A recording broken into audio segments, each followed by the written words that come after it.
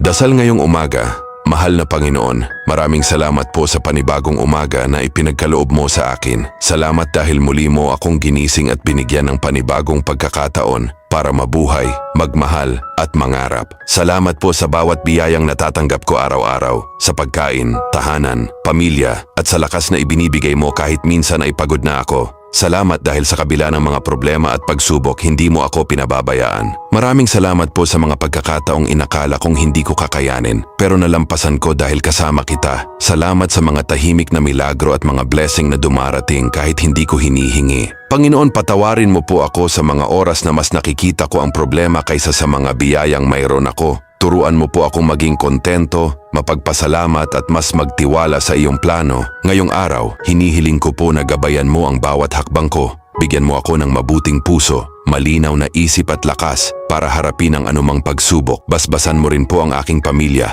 mga kaibigan at lahat ng taong nangangailangan ng pag-asa at tulong ngayon. Naway maging puno ng pagmamahal, kapayapaan at biyaya ang araw na ito. At anuman ang mangyari, pipiliin kong magpasalamat dahil alam kong kasama kita. Sa pangalan ni Jesus, Amen.